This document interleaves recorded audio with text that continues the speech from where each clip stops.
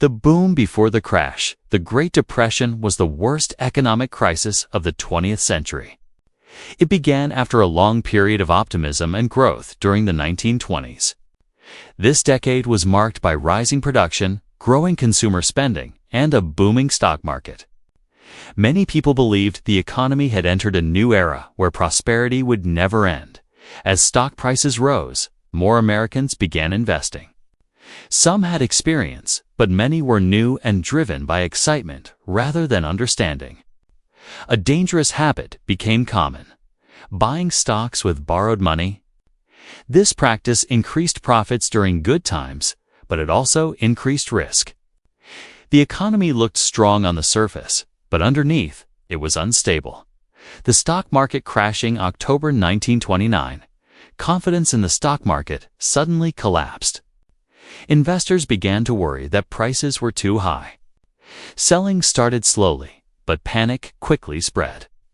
As more people rushed to sell their shares, prices fell rapidly. This caused even more fear, creating a chain reaction. Within days, the stock market lost a massive amount of value.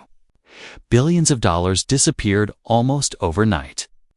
This event became known as the stock market crash of 1929. While the crash shocked the public, it was only the beginning of a much deeper crisis.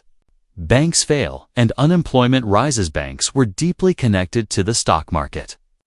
When prices collapsed, banks faced huge losses. At the time, there was no deposit insurance. When people feared banks would fail, they rushed to withdraw their savings. These bank runs forced thousands of banks to close. As banks failed, businesses could not access loans. Companies shut down, factories closed, and farms struggled. Unemployment rose sharply. By the early 1930s, nearly 1/4 of American workers were unemployed. The economy had entered a downward spiral. Life during the Great Depression, daily life became extremely difficult. Many families lost their homes and savings. Food shortages were common, and long lines formed at soup kitchens. Communities relied on charities for survival. Children left school to help support their families.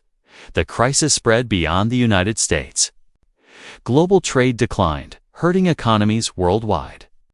Governments raised tariffs to protect local industries. But this reduced trade even more and worsened the Depression.